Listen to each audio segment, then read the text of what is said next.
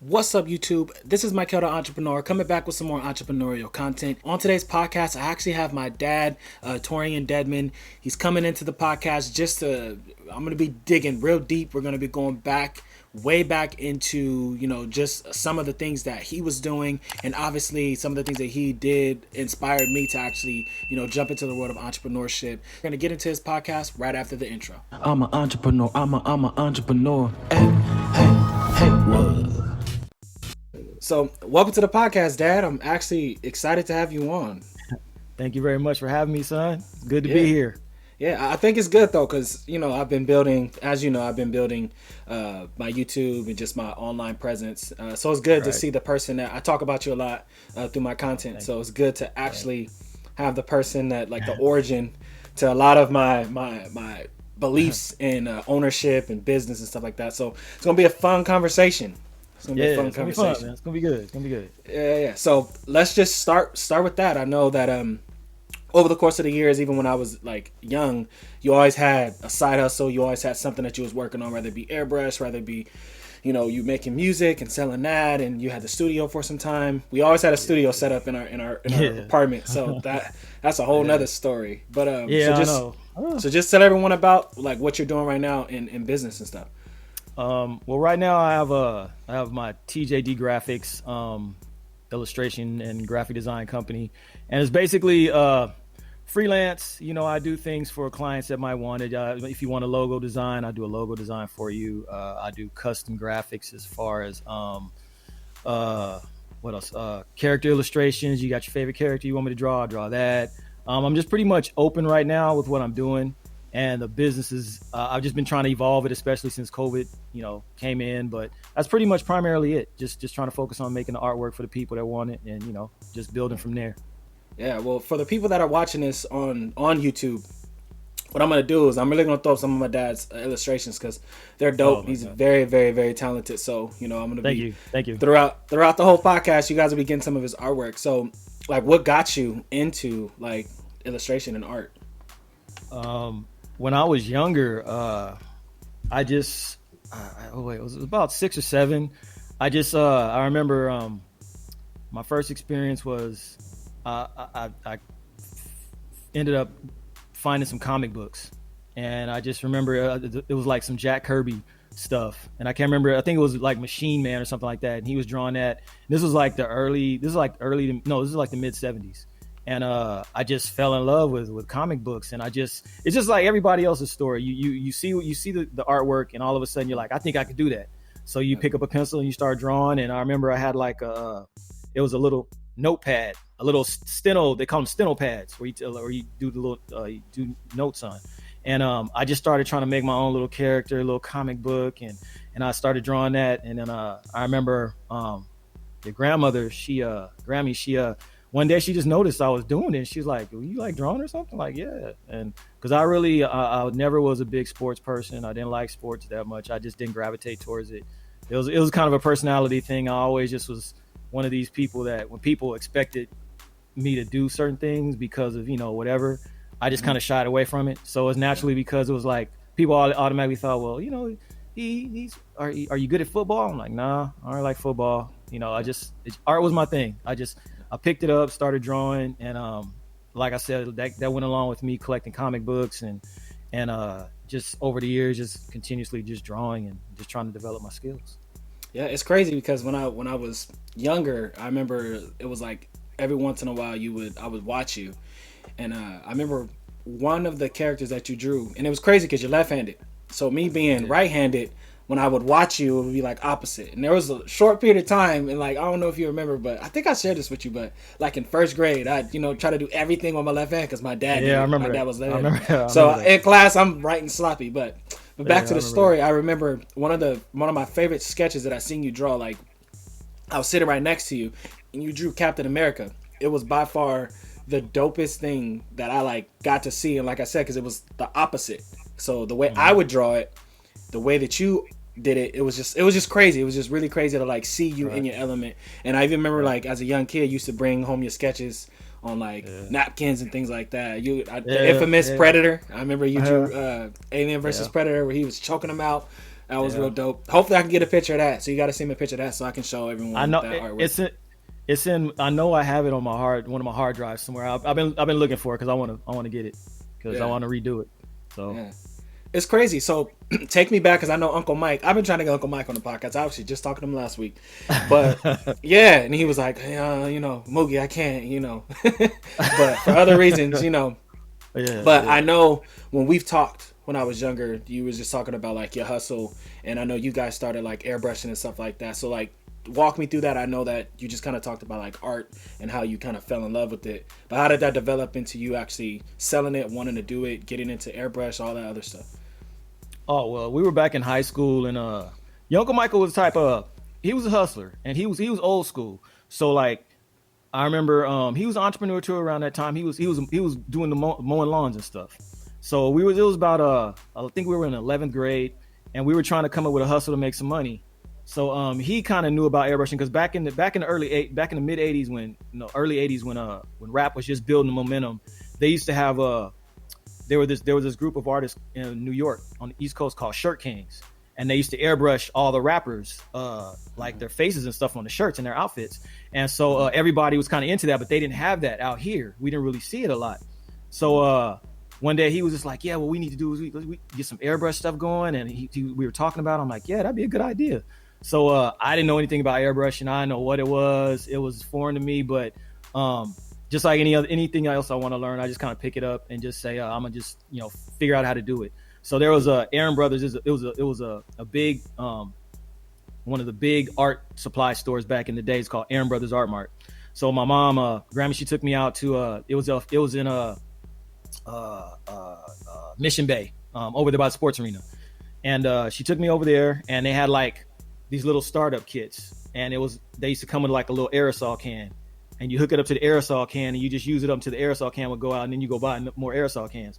So one day I went out there with my allowance, bought it, and your Uncle Mike was like, you learn it. What we'll do is he would be the hustler, talk up, get the contracts and everything, get the people, and we do it. He'd help me out.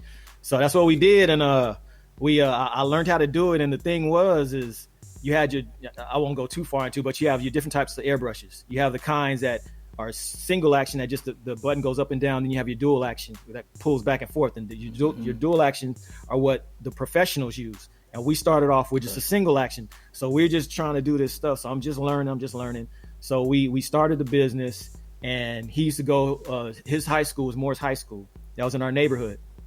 And I went to, I was bussed out to University City High School. And so he ended up we got a contract with the Morris High Pep Squad. It was a lot of people. So we had the idea, we came up with stencils and everything. And he sold them on the idea, and, everybody's supposed to buy their shirts.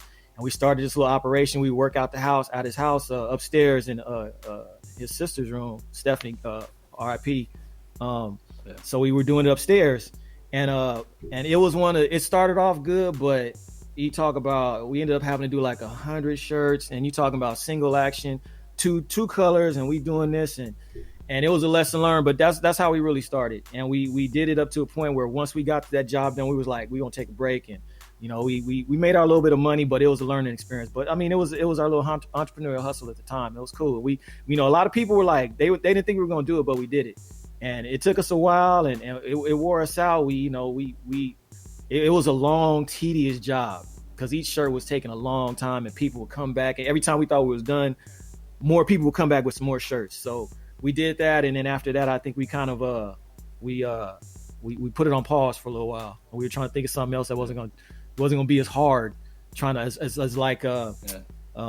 laborious at the moment, So that was pretty much it for that.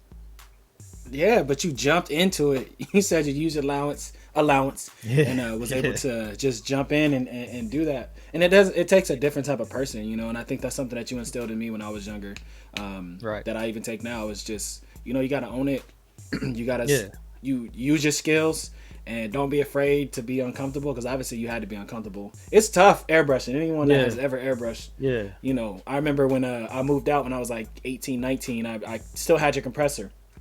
And I was learning that stuff is hard. That dual action is no joke. You go back, that opens it up, and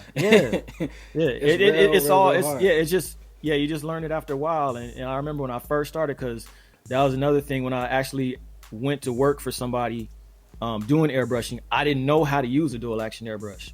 So this was back when FanMark, aka FanBam, and San Diego was jumping off. San Diego, it was a hot spot. Everybody's gonna have flashbacks off this, but yeah, FanBam back in the day when it was jumping off in the late '80s and early '90s.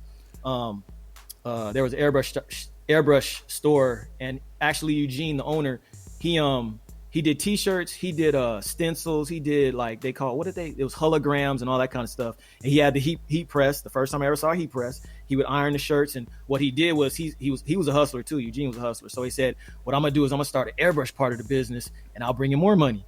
So he had an airbrush spot, and he had another artist up there. His name was Gino, and Gino was a graffiti artist, but Gino was bad with the airbrush.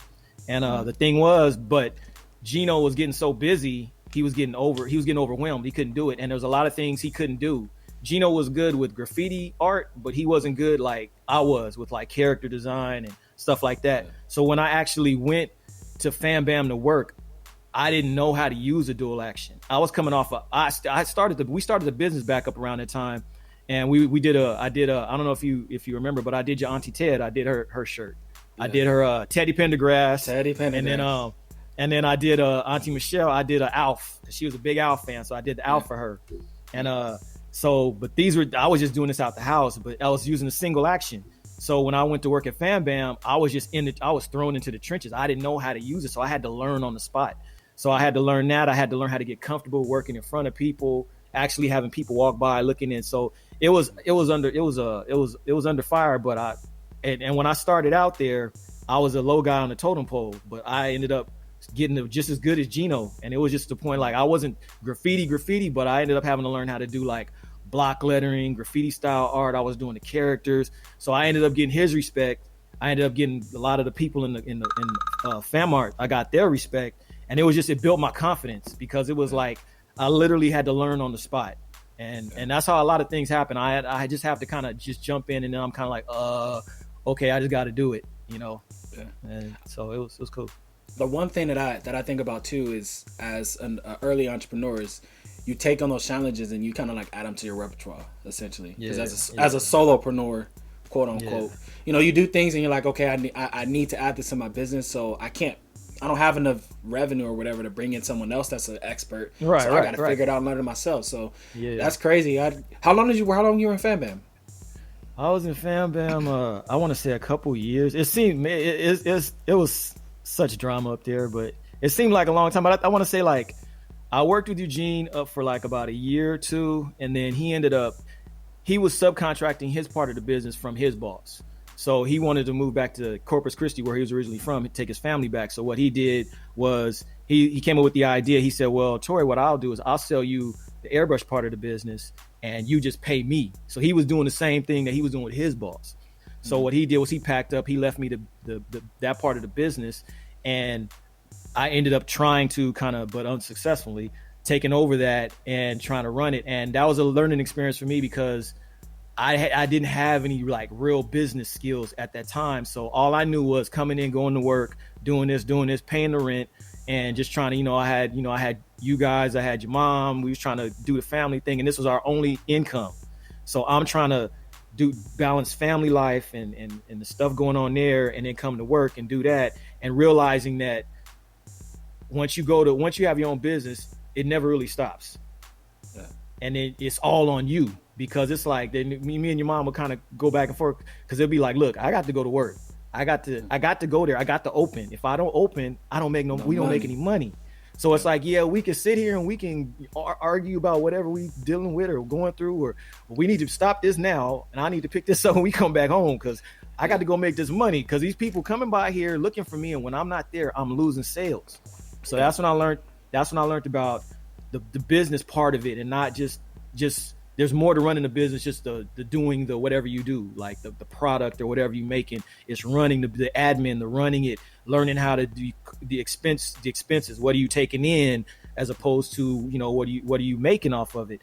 And it was a learning experience. Yeah, it like I said, it taught me a lot, and it didn't end the way I wanted it to, but I learned a lot from it. So yeah. So I'm prying at it a little bit. So where did you get that information from? Was it just you made those mistakes and you just took them into the next thing, or like how did you learn about what to do? Like you talked about like admin and stuff like that. Like who did you seek out, or like what resources, books, things like that you did to further your education to help you? I think I just you did at that point. This was just this was all pre-internet, so it's like anything you had to learn, you just had to kind of go try to find a book on it. And I really still kind of like I thought I knew. I thought it was just okay. You come, you pay me, I take the money, I figure out what I need to buy, whoop, whoop, whoop, and everything happens. It's all good. But and then you kind of learn like, okay, well I need to learn how I have my expenses, and I have to know how much I need to make bare minimum to keep the lights on. Then I have to know what my profit is. Then I got to know what I need to live out of, and all that gets incorporated into that. And a lot of things I just, like I said, I just kind of stumbled through. And then up to now where I learned like, oh, okay, well, this is this, you know, you have this part of the business, you know, everything goes hand in hand. Cause a lot of times people, and it's funny cause I've known lots of people over the years, like, I'm gonna start my own business. I'm gonna start my own business. I'm gonna do this. I'm gonna do this. And it's easy to start it. I tell people it's easy to start a business, but it's hard cause you have to understand that there's that knowledge that you need to know. Like everybody's not equipped to run a business.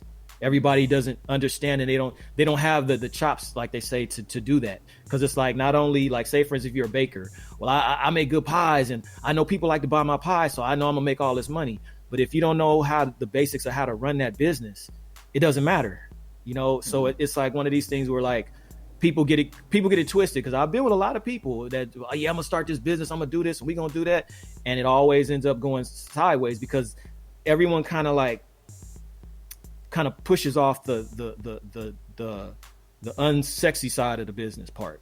And that's where you have to go in and you have to look at, okay, at the end of the day, what needs to be done? You know, what's behind the scenes. And like I'm saying, that's the one thing about entrepreneurialism nowadays, or entrepreneurship, is people love to fall in love with the idea of entrepreneurship, but they don't really understand. A lot of people don't understand what it takes to be an entrepreneur.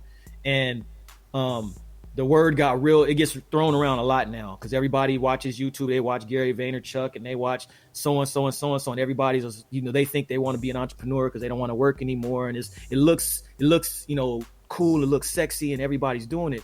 But not everybody can do it and do it right. And that's just one of the funny things about now. Because I remember when you never used to hear the word a lot when I was coming up. You knew, but you never heard it like it is now. It's part of everybody's vocabulary now. Everybody knows the word entrepreneur. Everybody knows this. Everybody knows these same people that we know and we see on the videos. And it's one of the things I'll always tell people is do your research. You know, make sure it's what you want to do, and make sure that you're willing to do the dirty work. You know, because a lot of times, man, it's like people don't understand when you're an entrepreneur, or like one of the people that I like who's really real about entrepreneurship without all the glamour is Dame Dash. Mm-hmm. Dame Dash says a lot of real stuff. He doesn't say all the glamorous stuff about entrepreneurship. He speaks straight from the hustler, dirty side of entrepreneurship. He says, I get things, I flip stuff. I flip this to make my money. And he's not sitting there trying to, you know, have a bunch of cars and show you and flash money in front of you. He's just like, to me, it's almost like, it's just one of these things. It's just like, it's work for me. I just do this. I'm an entrepreneur. I can't work for anybody. I'm a true entrepreneur. I'm a true businessman. I'm my own boss. But this is how I do it. This is not the sexy, oh, I got $1 million and look at this and you know, the flashy part of it. It's the meat and potatoes of it. And that's the part that's hard for a lot of people. Because even for me, you know, when a lot of times when I was younger, I used to just, I want to start my business and you know, entrepreneurship for me has just been everything with me is I'm a stumble and fall person when I learn stuff. I don't learn it by simply watching other people and being like, oh, I see their mistakes, I know how to apply it. It's like, no, I end up stumbling through a lot of stuff, and then I have to get back up and do it again, and do it again, because that's my learning curve. You know, it's just things click like that. My thinking is backwards. So it's like all of a sudden one day I've been doing all the wrong things, and then one day it just clicks, and it's like, oh, I finally get it. I need to do this, and this, and then that'll get the result I want. As opposed to, well, I read this story and it happened this way for this guy, and you know, it should happen this way because I'm trying to do it the same way he's doing it. It's like, nah, it's like you understand your basics of what you need, what you want, and what you have to do, and you do that. You know. Kind of like, people, it's the same. We can kind of Yeah. apply this to a lot of different stuff, like getting married or, having a car. Yeah. Yeah. Obviously, Because, there's great things about having a car. You can get where you want to get if it's a reliable one. You put gas in it, or let me take out the gas part. You put things in it that you want. You can set it up the way you want. You can get it smelling the way you want. Yeah. However you want. But at the end of the day, there's upkeep. There's all the maintenance. There's all different things that come with it. So I get what you're saying. Like you if you love your car, you like having your own transportation without public transportation, you got it. There's a lot of other things that come with it. And I'm not even gonna lie, Dad. Like I was just grinding. I got a box right here where this weekend, man, it just consumed my life, and me just like every moment that I had to like think about something. Like I took breaks for the kids, and we did little things, like we had a little picnic and stuff like that. But for the most part, like that's how I see it. Like when my back was hurting, or I'm pressing shirts, or I'm weeding all these different shirts, it's just like this is the hard part. This is the hard part.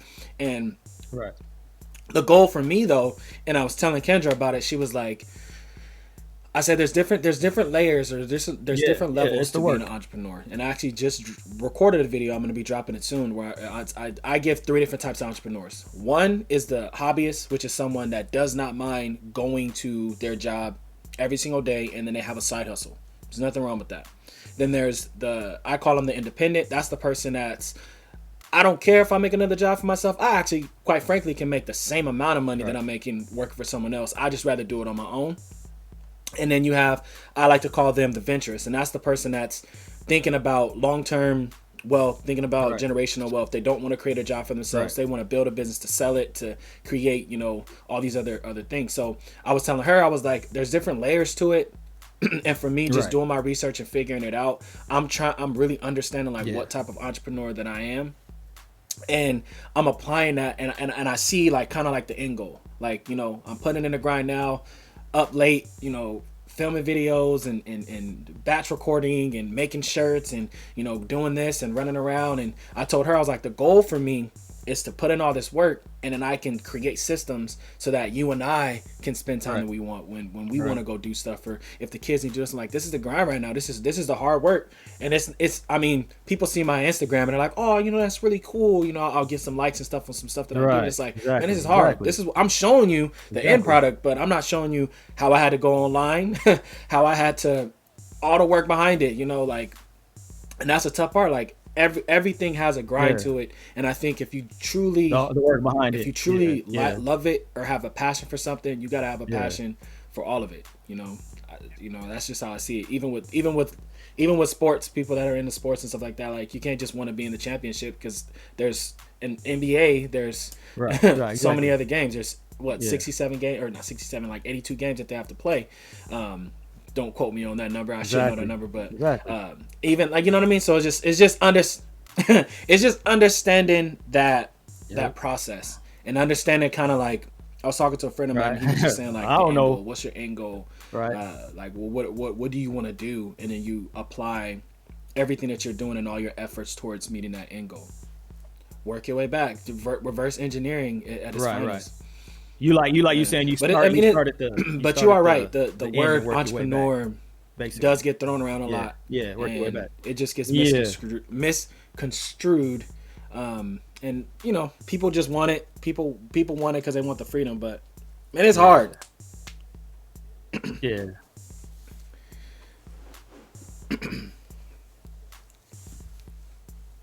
Yeah, but it's hard, and even speaking, for myself, still, I'm still in the 9-to-5 grind, and but you just, as long as you have that dream and you know where you want to go with that dream, eventually it's like, that's only finite for the moment, and it's just like, as long as you putting your systems in place and you're doing what you got to do, then it's all good. And it's just like, and like I said, it's one of those things where it's just that freedom, and especially because I know, you go and you start looking at your time, especially like me being 51 now, and time is different for me than for you at the stage you are in life, and then for like your kids. So you start to see time different. So now for me especially, it's like, my time is very, very important. So you start looking at how much time am I spending here as opposed to I'm spending time on myself or bettering myself. So it's like, what do I need to do to get that time to where it's for me? And it's like I'm not dedicating it to somebody else's. Because as I start to think like, okay, I break it in terms like I do it like this. You go spend 8 hours to further somebody else's dream and to put money in their pockets and build their legacy. What are you doing to build yours? Now, for some people, like I said, there's nothing wrong. We all know there's nothing wrong with you working a 9 to 5. You know, a lot of people, they like poo-poo on it, but it's like, if that's what makes you money and that's advancing your family and that's, you know, that's cool for you, that's fine. Because everybody, we can't have 10 million entrepreneurs running around. You can't have that. You have to have people that get up, go to work, go pick up the trash, go do the plumbing, go do the regular, the everyday stuff. So everybody can't have that entrepreneurial dream and go do that, because it's just how everything balances out. But you know, it's just one of those things where you got to realize what you want. And and the thing is, I like it because, especially with your podcast, I like the fact that you interview everyday people. You know, because again, people tend to harp on, it'll be easy for you to go out and try to find like somebody who's like making a whole lot of money and it looks flashy and it looks good. You know what I'm saying? So it gets people on that part where it's like, oh, well, yeah, he's got, I see dude driving around town in his Benz and whoop, whoop, whoop. It's like, no, being an entrepreneur can just mean that you have a business, you work your business, you get up, you go to work, and you're not trying to be rich. But that business is your business. It's like somebody who owns a laundromat or the guy that owns a donut shop down the street, you know? And I think people forget about that. You know, when you go, especially like, that's why I like a lot of immigrant stories, because a lot of people that come from overseas, they only have two options. They say, when I come to America, it's the land of opportunity. What am I going to do? Now, do I go get a job or do I go do this? And a lot of them are like, they come from cultures that we build our own business.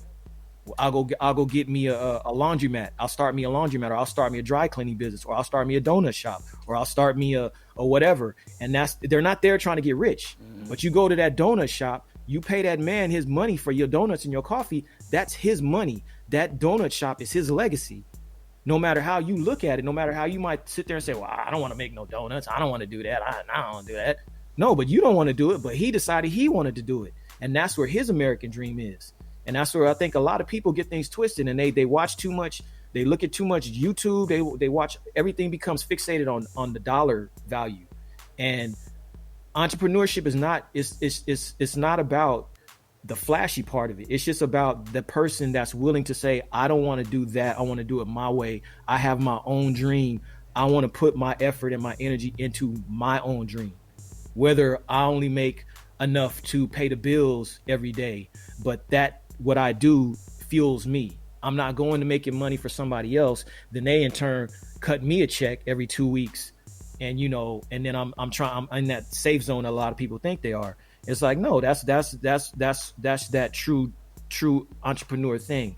And I think that people, like I said, a lot of people get the flashy part twisted over just the whole concept of entrepreneurship. Because people don't ever talk about just regular everyday people a lot. They only focus on the flashy stuff. You know, like I said, people that they see them, they making a lot of money. They doing this. Oh yeah, he owns like two or three restaurants. He's doing this, he's doing that. It's like, nah, sometimes for people to understand something, they got to see somebody just like them. They got to see that person who owns that little ice cream shop down the street. They got to see that guy. You know, they got to see the guy who might have a little shoe shine. You got dudes that have their own shoe shine business. They make 6 figures a year depending on where they are in the world. You know, so it's about figuring out and saying, okay, well, I want to do this, but what do I need to do to make that happen? I didn't have that resource. Like, it was like you said, just trial and error. So just like I also wanted it to be, you know, something that information that I was looking for, that I was seeking, I want to be able to package it up and give it to people too. So right now I'm currently in the process of writing like a book on how to start a business. The goal is to get that out. I mean, I have my other book project, but this is something that's just going to be like 50 pages where, you know, right.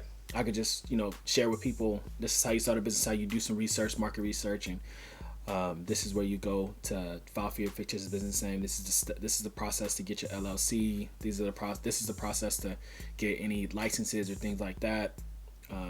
This is how you look for vendors. So you bring on a partner if you need to, angel investor. So the goal is to help as many people as I can, Dad. Honestly, through my process, the goal, I think I already told you, I'm trying to jump into a store. I think it's about that time. You know, I've been doing ECG since Phoenix was born, and the sad part about it is I've seen some really big years where I just was killing it, and then other years where it's like low, and I can always say, okay, why was the revenue so high in this year and why was it so low in this year? And normally it's just because time. I haven't really, you know, I treated it as a side hustle, and that's what it did. But the jobs that I were getting were big orders, you know, big things that I'm doing. So it's just like, I told Kendra, like, it's at the point now where if I don't jump off and I don't do it and I don't, you know, go all out, like, I just need to leave it alone. I need to put it away. Yeah. Because there's a point where you just gotta jump, you know. And I was watching this motivational video on YouTube a couple days ago by Steve Harvey, and it was called Jump. And he was just talking about at some point you just gotta jump. You got to do what you got to do, you know, and that's what you got to do. Yeah, you just, you know, as long as you plan out what you got to do, and I mean, nothing's ever perfect. I mean, you know, it's just like that's how everything is. It's a leap of faith, and it's like the biggest thing is like what could go wrong? All you could do is fail, you know. Mm-hmm. That's all you could do, and I mean, it's like, and that's one of the things too is like sometimes fear will get you, you know, because especially when you gotta. Because I remember when I was. You know, I had to focus and, you know, always keep a job because I had to put food on the table for you guys, and I had to pay bills, and so sometimes you're like, well, now is not a good time for me to try to take this risk. You know, I gotta think about other people. I can't. This is what I want to do, but this is what I need to do at the moment. Mm-hmm. So it's like you fit your needs where they need to be at. You prioritize, but sometimes even then you just got to look at it like, you know. You only got one life, and you gotta you gotta live it the way you want to live it. And I, especially nowadays, is you know, sometimes you have to be in control of what you're doing, because just, you know, like I said, I don't knock people for working 9 to 5. I still work a 9 to 5 for a minute, and it is what it is. But sometimes when you start looking at things from a different perspective and not from, oh, I got a paycheck, or look how much of a raise I got. It's like at the end of the day, how much of that time is allotted to somebody else? You know what I'm saying? Mm-hmm. You spend 8 hours or more focused on somebody else's thing. Mm-hmm. Well, they're there making money off of you, off of your labor. Granted, you're helping them, but they're benefiting out of it. Mm-hmm. Especially their families benefiting out of it. You know, you're getting a paycheck for it. But unless you learned early to stack your money and make some really good stock investments, and you just building your portfolio, your retirement portfolio, most people aren't doing that. They working paycheck to paycheck to paycheck. So that's where a lot of the anxiety and unhappiness is coming from now, because people's work-life balance is off. Mm-hmm. And when you don't have any balance in your life, that's what it does. You go through these highs and these lows because there's nothing to keep you even, because all you're doing is working. Either you're not working enough or you're working too much. There's no balance in there. So in the meantime, in between time, people's basic needs aren't even getting met. So it's like, this is what's causing people to just kind of look around and say, what am I doing this for? Am I doing this well? What is my ultimate goal for this? Why am I working this hard for something, building something for somebody else? Maybe I should start doing it for me.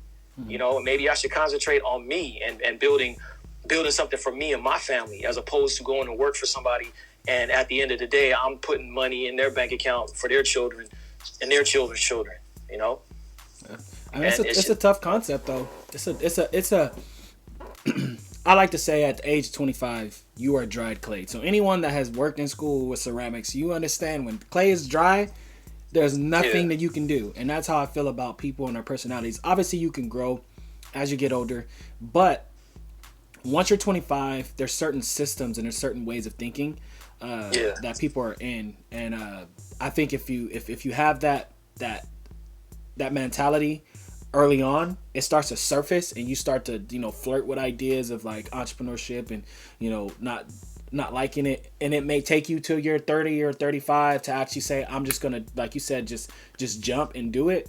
But it's tough for people but you said it earlier in the conversation too, like not everyone is meant and built that way. Not everyone's built for tough, right? Not everyone can do those things. Not everyone can or has that mentality. And it's tough though, because I feel like for me, one thing that I'm blessed about having with this podcast is I'm actually talking to like-minded people. Because I know when I'm talking about ownership or when I'm talking about, different things with business, the people that I'm around, like work-wise, they don't think that way. Yeah, so exactly. It's so difficult because they're like, oh yeah, and they just don't see it. They're like, no, I want to just come to work and do what I do and go home, and I don't need anything more. And that's cool. If that's what you want to do, that's what you want to do. But for me, it's just, and that's one thing for me too. Like, what keeps me up at night is the other stuff that makes me happy. Art. Right. And being able to print shirts. I love printing shirts. I'm actually talented at printing shirts because I've been doing it for so long. So like I can register a shirt like that. I love the thought process of like, okay, this is a 2-color job. How do I get it right? Or like the other day I was printing like 60 shirts, and just the registration, and the smaller like this to register something, like, okay, there's a landmark here, like, because I can level it with that. But let's just say this was on just a plain blue shirt, and I had to put this tiny logo on a shirt. That's a skill that you have to, either you have the tools like lasers and things to help you register. But to me, it's just like I've just learned so much from back in the days. You can eye it. I can eye it, and watching you. I used to, back when we were at, it wasn't FanBam at that time. I think FanBam was later. It was the Bazaar. At the time, it was still the Bazaar. So I used to go there and help you out, and I see how you used to just level up the shirts and line them up and make sure things were symmetrical and stuff like that. So like all those things that I learned, I've gotten better at. So like the things that keep me up at night, the things that wake me up in the morning, is not my 9 to 5. And I would be doing myself a disservice if I just let myself just whittle away. I feel like it's important for me. Like you said, you only live one life, but it's hard for me. And you kind of hit it on the nail. Like, I have kids. I can't just jump out and, I can't do those things, like, because I am thinking about other people. So if someone was like trying to get that together, like, what would your advice be to them? Like, if it's like me, if you were trying to give me advice, Dad, like, what would your advice be to take those next steps? To be able to take that leap? Yeah. Just sit down first, like we talked about before, get with wifey and get on the same page, and then come up with a plan and figure out how you can do a jump and give yourself, maybe sit down and say, well, let's give ourselves 6 months. Let's things beforehand. Let's set some things up so we're not going to be in this stress mode, because that's the biggest thing. The biggest thing for people is you go out there, and that little bit of money you make, you're depending on it so fast. So then it becomes you become desperate. So every little job you're looking for. So you just want to set it up to where it's like, just try to plan out maybe put a little money together and saying, okay, let's save up 2 or 3 months worth, and let's see how we can make this work. Because at some point you do have to try. Because if you don't, you're just going to keep finding reasons why not to. I can't do it now. I can't do it here. You just got to try to set it up to where you can't do it in a perfect sense to where it's like, we can have all these little things in place and everything's going to work out perfect. Just say, hey, let's sit down and figure out how we can make this feasible. Do we need to set aside, like, let's just hustle and save up 3 months worth of expenses. And then once we get that 3 months worth of expenses, let's do it. You go do it. Boom, we do it. Let's give ourselves 6 months to a year. And, let's see how fast we can make it work, how good we can make it work. And if things start going, then we get back, at a certain period of time, we say, okay, how's everything looking? Does this look like we can keep doing this, and we can keep doing this, and just do it? You just do it. Because sometimes all you have is faith in your dream, And like I said, what's the worst thing is, I got to go back I got to get a job again.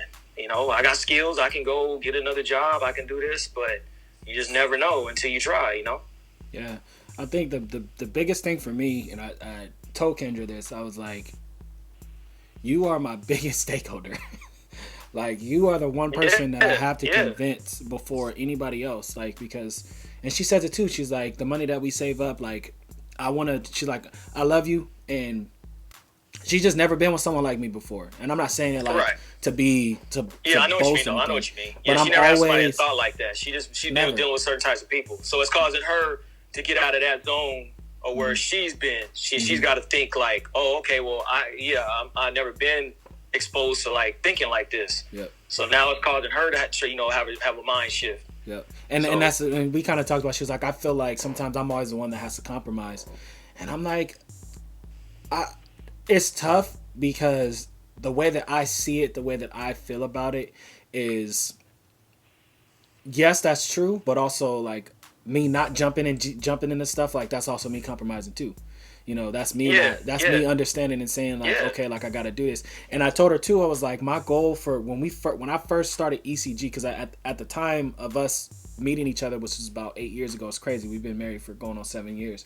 But when I first met her, I was doing ink pushers, and that was like my freelance seal screen. So I was able to like just do stuff. I didn't really have like a business. I just needed a name so that I can make money under the business name, so it could be more official when I do work for people.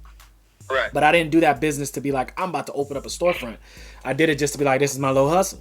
But once Phoenix was born, I said, you know what? Like, I really want to encompass everything that I can offer, because now I am thinking about a business, and I'm not just printing. I'm also graphics too. And I know that that's a good way of like in-house graphics, making good products for people. Like, that's something that I can sell. So fast forward, I started ECG with that in mind. And when I first started ECG, she was like, what? So I told her, I was like, look, and well, you know, I'm digging into our personal sometimes, and like, yeah, I want to spend it. She's like, hey, this savings is my savings too. So if you drop the ball, I know you think, okay, it is what it is. I tried, but to me, it's like I worked hard for that $500 that you just lost on this, you know. So the business started out, you know, having those conversations like, babe, I want to spend $50. I think that I need to get this for the business and things like that. Now the business has gotten to the point where it can sustain itself. I can go out and spend $500, $600 on this for the business. Or if I need, like, we bought the Cricut. We made the Cricut was unpacked and put on the table. The shade of the actual printer didn't even hit the table before we was able to make the money back. So for her, like, I've been trying to tell her, like, I feel like for so long, the proof of concept has been there. You know, and like I said earlier, like there's been times where the business has been up and there's been times where the business has been down. And I look at it and say, okay, like, why was the business down at that time? It's like, oh, when the business was up, that means that's when I was hustling. I was walking, you know, I put on a suit and tie and, you know, put on my little name badge that I got printed, legit name tag, and was walking around with my postcards. And I said, hey, I do this. Hey, I did that. Hey, I do this. I print shirts for you. And that year, like, I grew substantially, and that was just off of me doing it part-time. So now I'm at the point where her now is just like, it's that, like you said, that shift to be like, hey babe, either we take this to the next level or we sit it down. But I feel like it's been such proof of concept.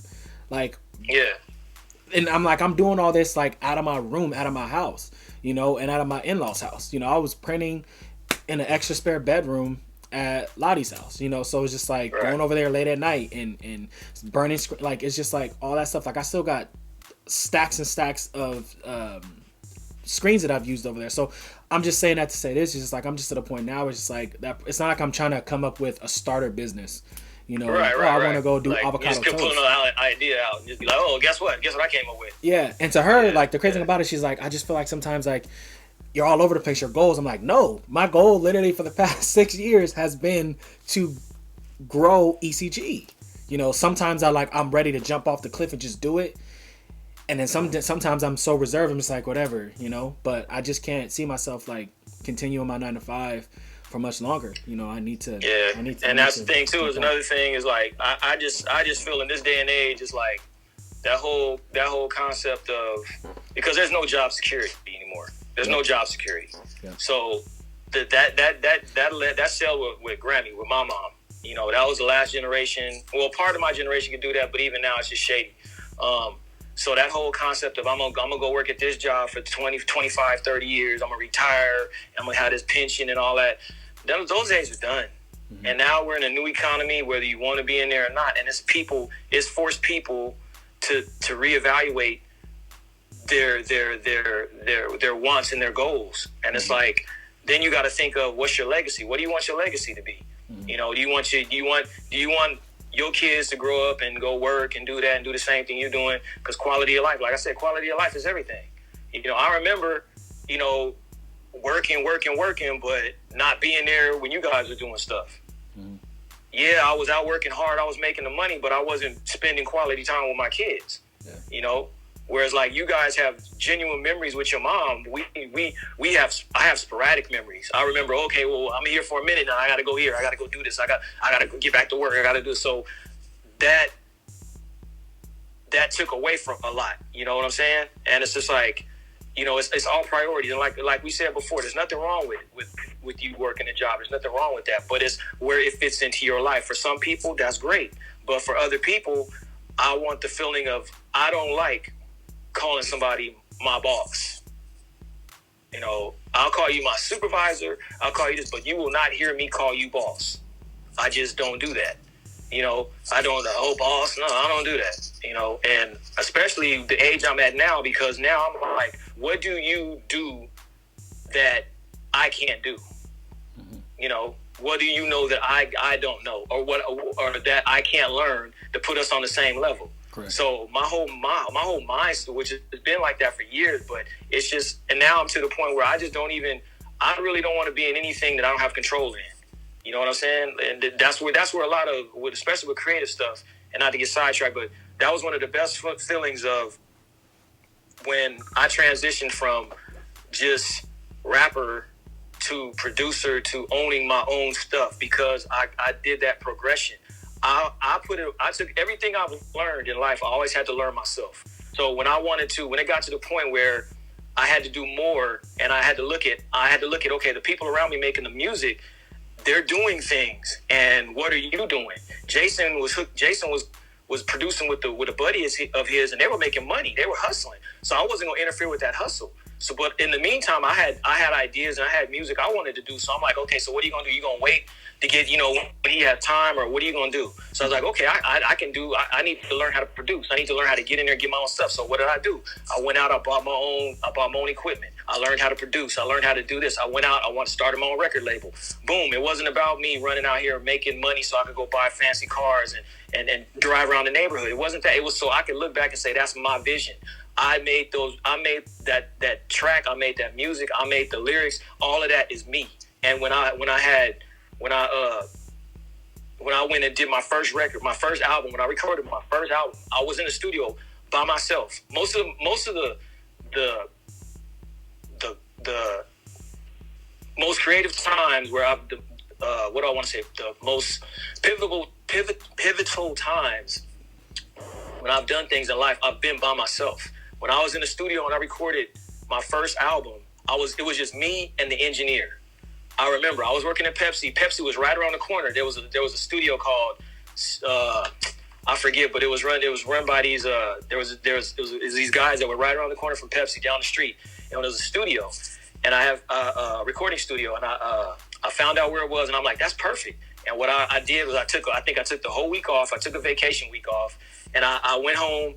And I laid everything out. I said, okay, I want to do an album. I want this many songs. I recorded everything ahead of time. I formatted the album. I formatted everything. I laid everything out, because I said, time is money. I wasn't one of these people that go in the studio and like, oh, let's hang out and no, it's like when we get in the studio, we record and we out. I don't sit around and play. I don't play in the studio. You know what I'm saying? We could play afterwards, but let's take care of business. Yep. So when I got to the studio, I impressed the engineer so much, because he was like, dude, because they're used to rappers going in there and just sitting around, and you know what I'm saying? I was like, let's go. Time is money. I paid this money. I got this project to finish. So I wanted to finish everything that night. So when we were done that night, everything was done. And that was one of the best, most creative, most fulfilling moments in my life. I was sitting in there with the engineer, listening to the stuff that I made by myself in my house for me. And I'm like, this is all me. This is nobody else. This is all me 100%. And now that felt so good, because it's like you visioned something, you visualized it, and you made it happen. You didn't sit there and wait for, oh, well, I'm going to go borrow money from Grammy, and if she don't give me this $500, I can't do it. It's like, no, I worked, I made my overtime, I booked my studio time. I did everything I needed to do what I wanted to do, and it was crazy because I remember that. To this day, I wish I still had the tapes for that. But I remember sitting in the studio with just me and the engineer. We were just sitting there, just listening, and it took like, I want to say, about 5 or 6 hours. We recorded everything, and it was done. It was a wrap. And I left out of there. I had my I had to go back, and I think went back to do a mix down. But yeah, and then every other time I went to the studio just by myself, I was with just me and the engineer. We'd sit there, and everybody always said the same thing. They was like, "Dude, you come in here and you just ready to work. And I like your music. And I don't even normally like rap music, but I like yours. I like what you're doing. I feel what you're doing." And I'm like, "Thank you." I go in there, we go all business. It's like, boom, let's handle it. And I don't go in there like, "Oh, well, let's smoke this joint real quick. Let's smoke this. Let's hit this real quick, man. Let me get this drink." And I'm like, "Nah, man. We go in there, we joke, haha, but start the music, cue it up. Get me in the booth. I'm good. Let's go. Boom. Yeah. Next project." The airbrush stuff was good too. I had my good times with that. The music, but yeah, that was that. Having your own, just looking at that, and when people buy that, when I go sell those tapes, and everybody's like, "Yeah, I like that." I go sell this, or when I sell something else, and I make a logo for somebody, and I sell that. And even with the graphics, no one taught me how to do graphic design. I remember when I was making graphics for my cassette tapes. I was doing it old school. I was cutting, pasting, and putting the stuff out, laying it out in cassette form, and typing in on the typewriter, typing in the type and everything. Mm. And I was like, I got to do this. How can I figure out how am I going to get this done? And I would do it. I didn't wait. I remember doing my first little bit of my own graphics work. It was horrible. It was horrible. It was on the little Windows, whatever it was, but I did it. I had to learn how to do it, and that was back when it was called desktop publishing. That's when only a few people knew how to do that, and then I did that, and then I remember hearing about Adobe Illustrator and Photoshop, and I was like, I don't know what any of that is. So finally, I got exposed to that, and then I started learning Photoshop, but then I learned Illustrator a little bit, and it was like, okay, well, let me get into this. And then I remember barely understanding how to use Illustrator, but then now looking at my stuff now, I'm like, damn, I came a long way. I remember, but I never had like somebody say, "Hey man, come over here. Let me come over here, and I'll give you a few lessons on this." And it's just like what do I gotta learn to be able to go from here to here? And that's what I do. That's my learning curve for stuff. A lot of times I'm in the moment. I'm in motion, and I do things, and it's a challenge to me too, because like I'm like, how can I do that? How can I challenge myself to do that? And that's, I think, one of my biggest talents is drawing, yeah, but it's the creative process. How my creative process gets me to, okay, how do you figure out to go from point A to point B? How do you figure out how to do that and get the results that you want to get? And that's how creative wise, that's how I've always done. My creative mind has always been like that ability to be able to just pull something out of nothing and just be like, I see it here, so now how do I get it to go here? How do I get this vision out? And then once I can sit back and be like, oh, because like now when I sell stuff, I get favorited a lot on Etsy for like my Bride of Frankenstein. That's like my biggest seller, and people connect with it because they like it. But I remember when I did that drawing, I did that pen drawing on a piece of paper, on a paper towel. I remember that. I just drew it. I visioned it. I visualized it, and I'm like, this is the look. This is it. I see this. And then what I did was I said, okay, well, boom. Let me figure out how to do this. And then when I figured out I could do it in Illustrator and make it come out a certain way, it was on.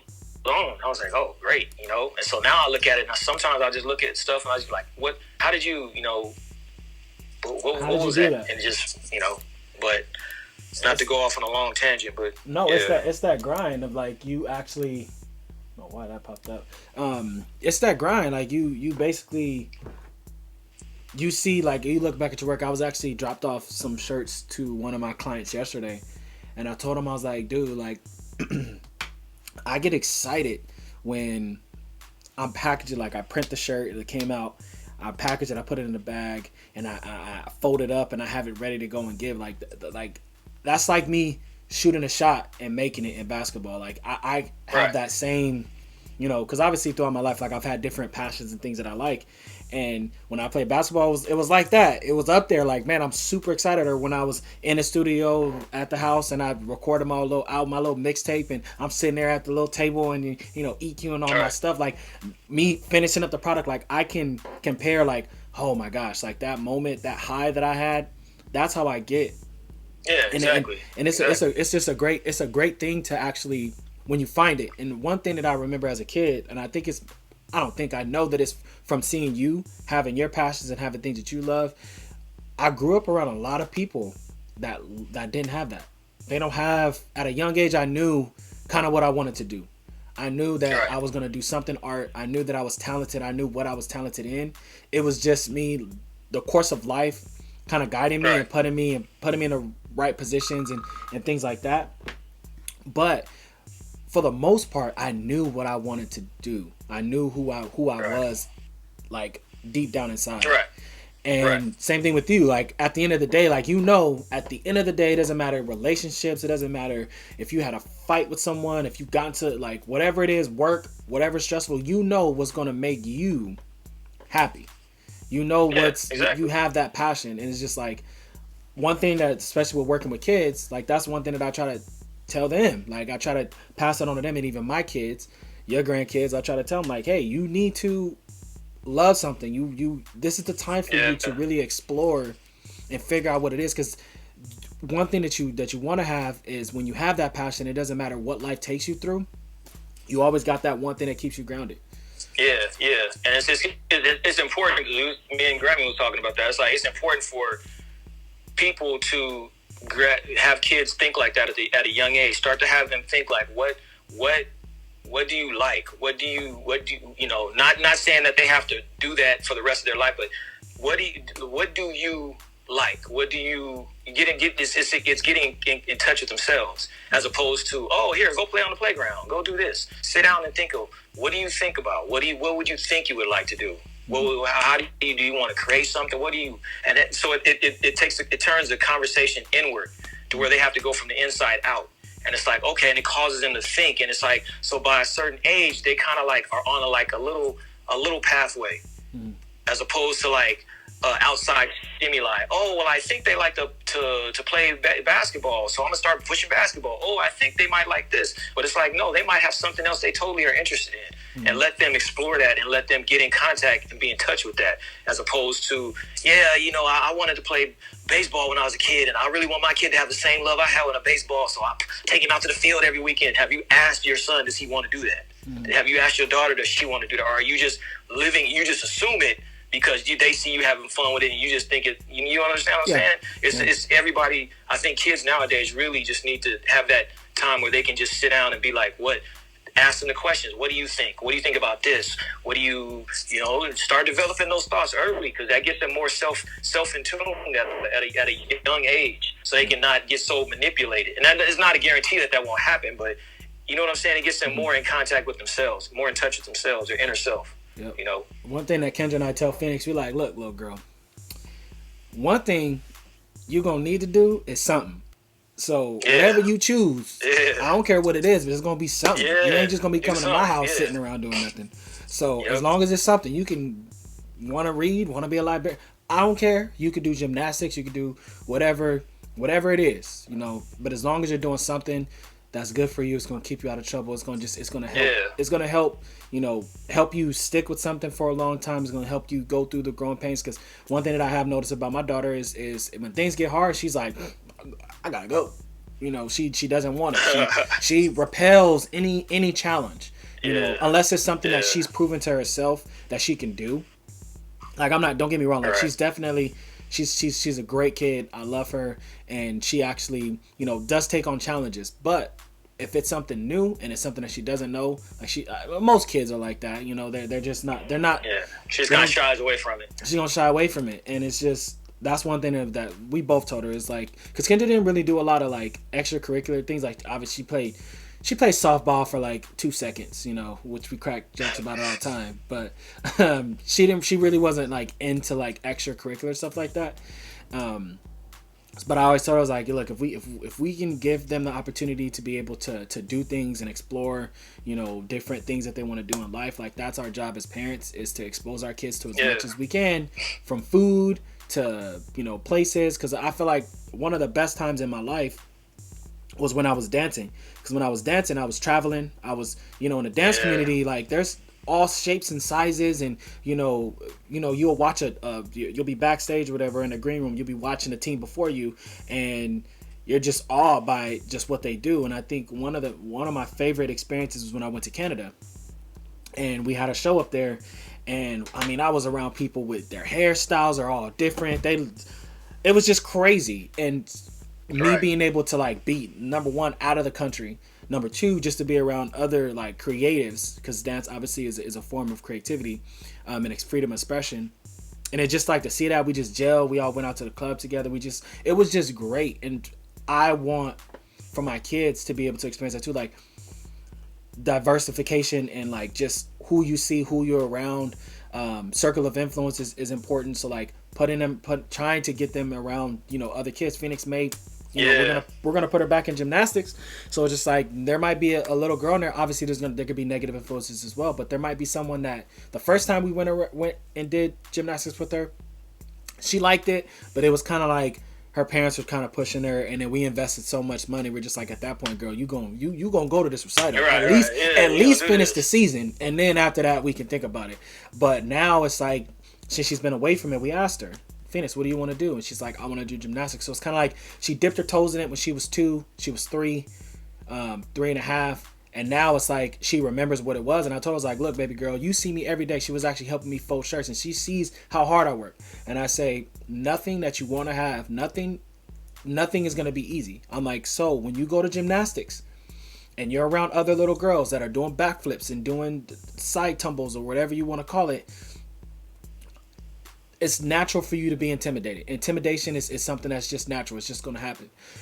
But you cannot be afraid of hard work. You can't afraid of going to practice every single day. You can't, you gotta put in that work. You gotta care about it. You gotta really do that, because at the end of the day, it's easy for us just to sit on the sideline. It's easy for you just to be like, oh, whatever. I don't, it's too hard. Gymnastics is, I don't know how to do a backflip. Okay, everyone starts out not knowing how to do a backflip, and they practice and they get better. So that's just like one thing, like, and just kind of talk about legacy, like with the kids. It's just, and that's one thing too, like with the business too, is I told Phoenix the other day, I was like, Daddy's going to own a store one day, and it's going to be your store too. I'm like, pretty soon, right now, Daddy's working for other people. I'm like, but there's going to be a day where we're going to have our own store, where you're going to come into our own store.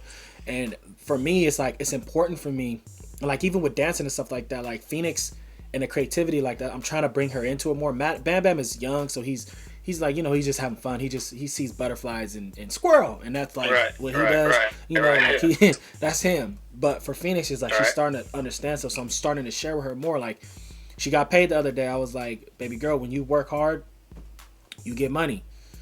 When you do certain things, like if you're skilled at something, there's ways that you can navigate it. But I'm trying my best to share with her and let her know, like, just bring her in on it, so she knows everything about me. I don't want it to just be like, oh, my dad's just that guy that I love, and he picks me up, and I want her to be like, no, my dad actually showed me, and I seen him up late, and I was up folding clothes with him, or we skateboarding. Like, I just picked up skateboarding. It's fun. I love it. I wish I would have did it when I was younger.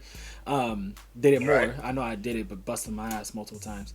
But like, took it serious because it's fun. It's fun. It's a stress reliever. So like, her seeing me in that element, like my dad's skating with me right now. My dad's riding bikes, like all these different things. Like, that's what I want to be for her, especially through like her being independent, through entrepreneurship. Like, daddy's making money.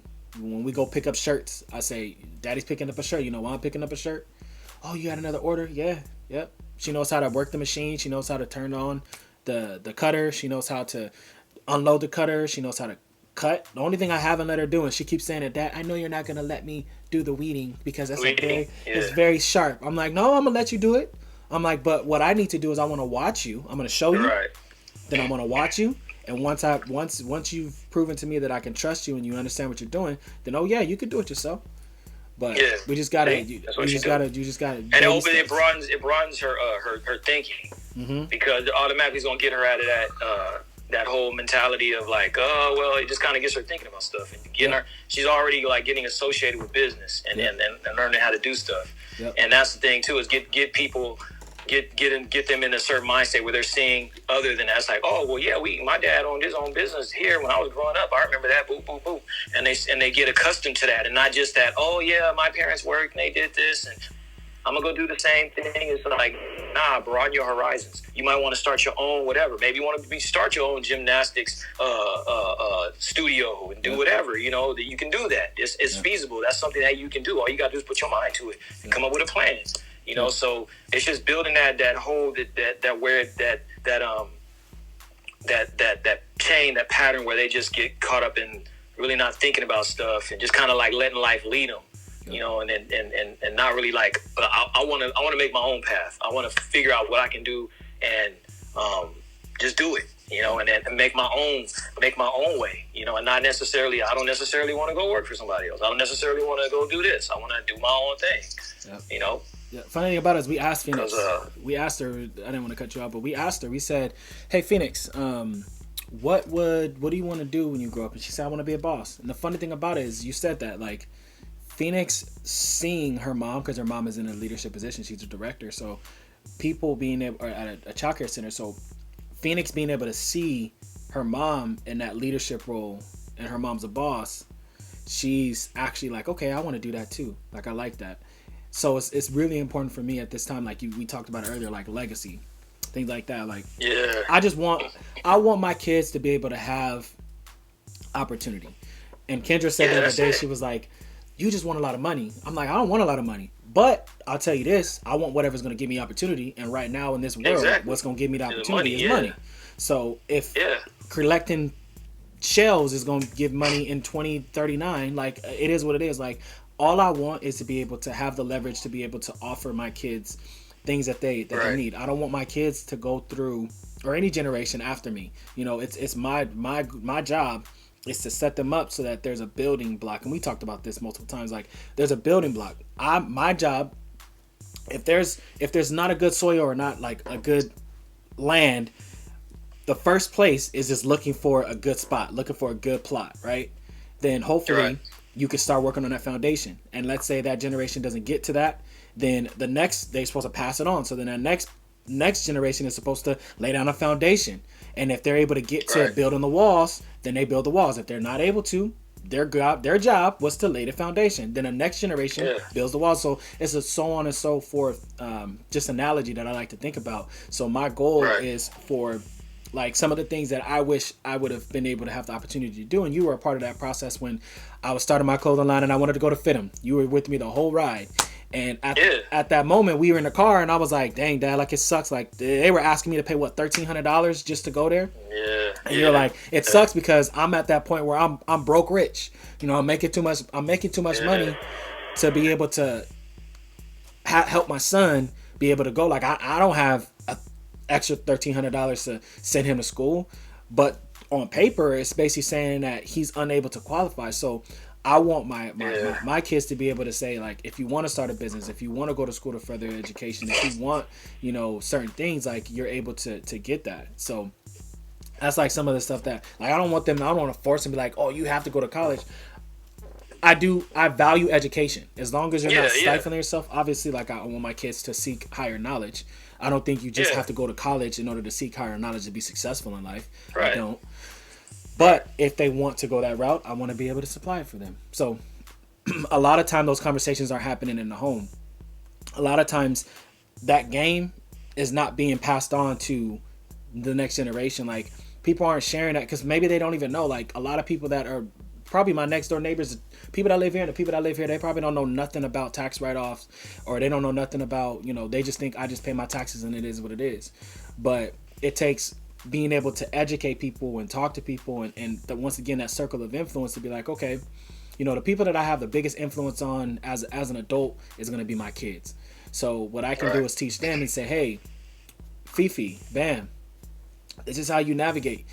you're going to pay taxes, but these are things that you can do to actually lower your taxes. These are things this is the difference between buying an asset, and this is the difference between buying a liability. If you buy a car, that is a liability. If you buy let's say a hair drying machine, that is an asset, because if you like to do hair, you can make money off of it. You can make money off of it. So there's different ways that, you know, I want to teach them and get them to where they understand those things, because at the end of the day, like, the goal is for me to build whatever it is and then be able to pass it on to them. Hopefully it's in a way where they're, because, you know, there's a lot of old heads out there that they built these, you know, mom and pop shops, and their grandkids and their kids are like, nah, I don't want to take over the business, which happens. That's it crazy. It happens, but I do want my kids, my generation, I want them to understand that. I want them to understand the construct of, like, being able to build generational wealth, and understanding, like,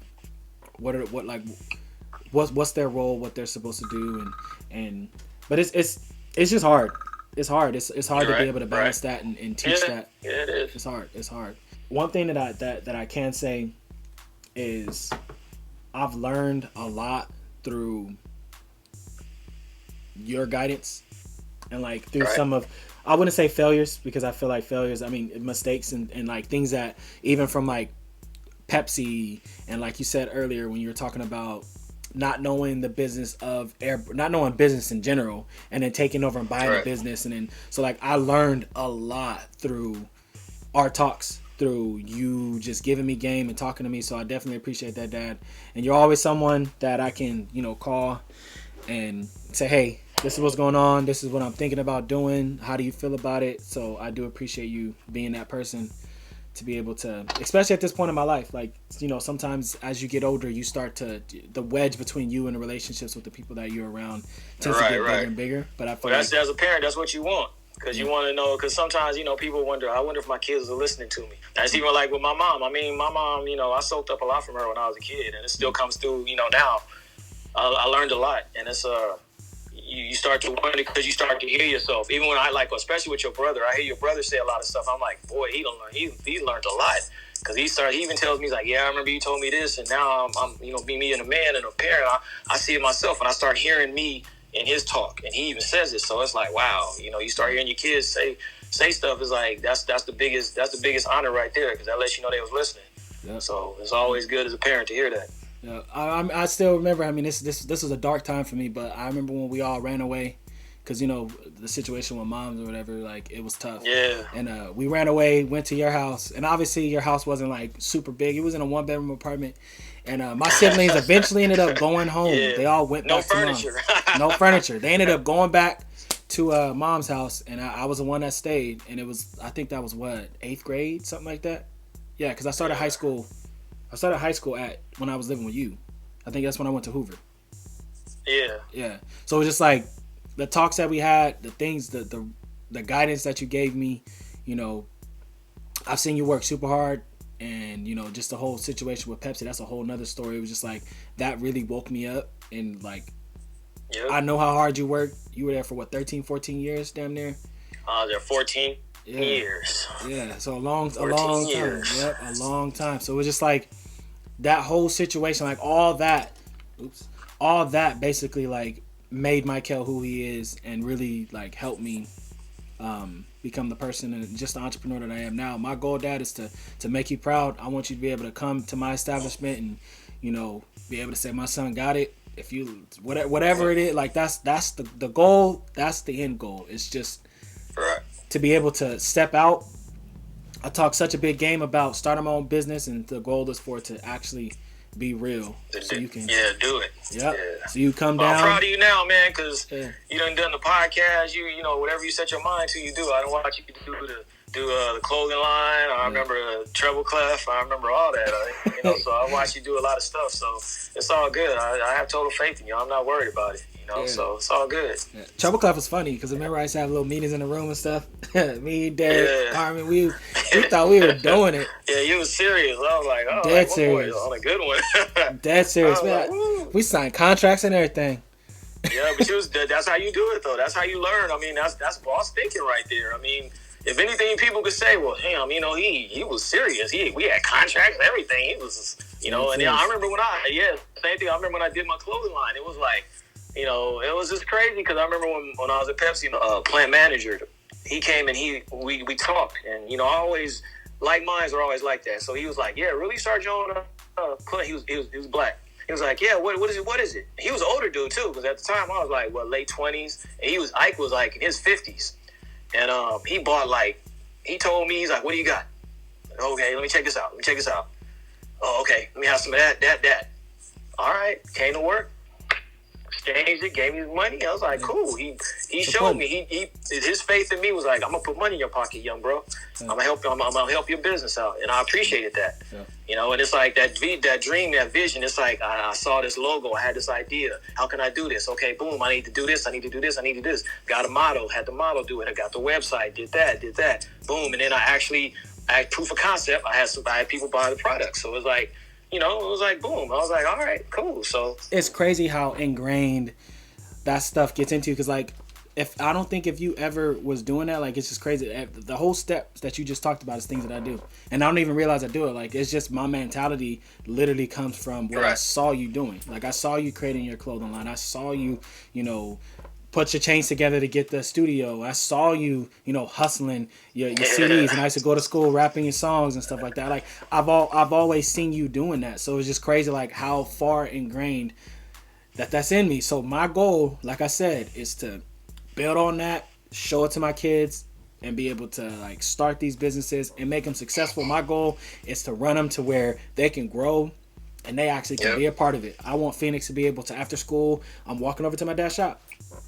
Walking up to the shop right now, you know, or if she wants to get her first little job, Bam Bam wants to get his first little job, or he's doing whatever he's doing, and, you know, we print shirts for his team, or we print shirts for his teacher, or whatever. Like, that's the goal that I'm moving towards. So, but it's just crazy, and that's all a part. I mean, cut show. That's all a part of the American dream right there. Mm-hmm. And the American dream is not a white picket fence and all that. No, the American dream is opportunity, being able to do and provide for your family on your terms.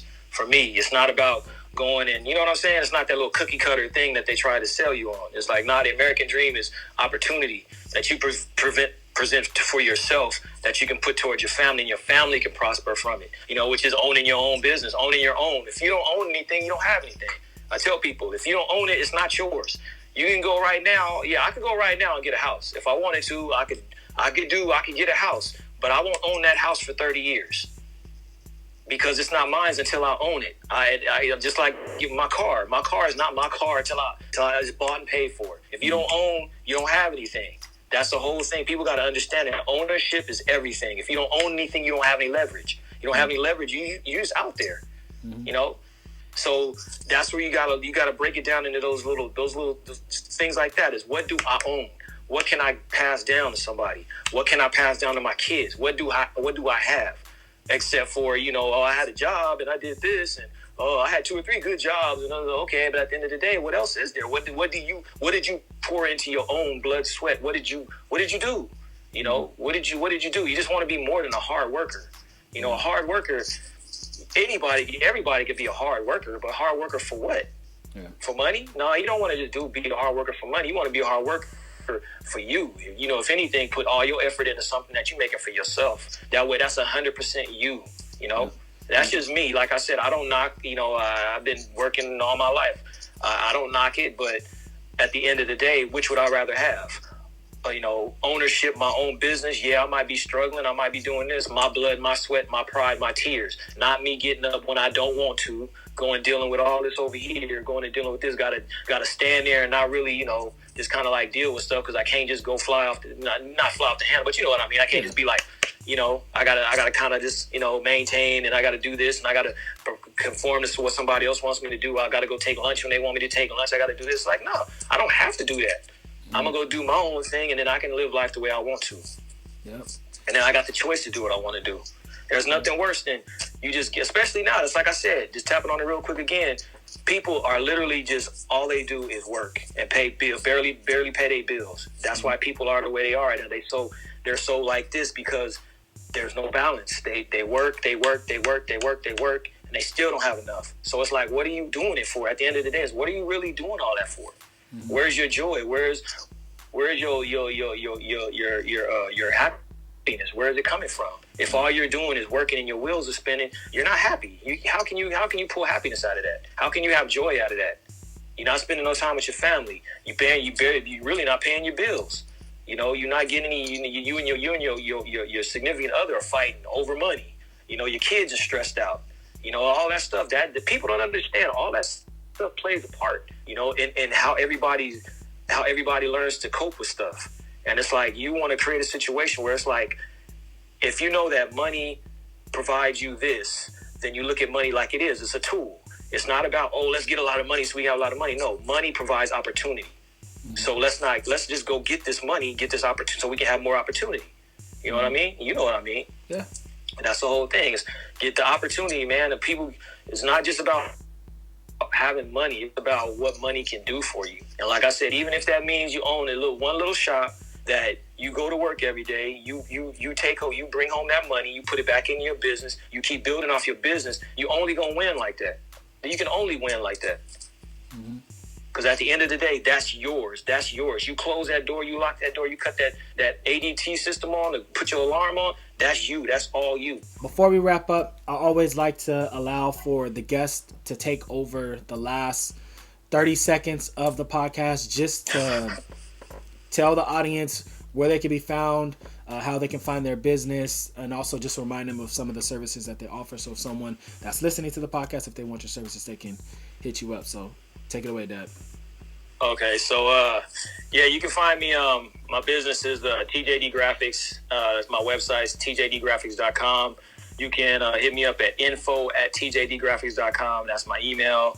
I'm on Instagram at Torian Dedmon SR. That's my page. I post a lot of my art up there. That's the best way to really get in contact with me. I don't try to do too much social media. I'm just trying to keep it down to Instagram and Facebook. You can hit me on Facebook. And that's pretty much it. There you go. For now. We're trying to help you build a team too, Dad, so you can have somebody do all that for you. But thanks, Dad, for coming on. I'm just happy that we were able to capture one of our conversations. This is literally how our conversations go anyways. Like, we're talking on the phone. We talk maybe once every 2 weeks, once a week sometimes, and our conversations are like 3 hours, man. Talking about everything. Yeah. So talking about this, Star Wars, and all that good stuff.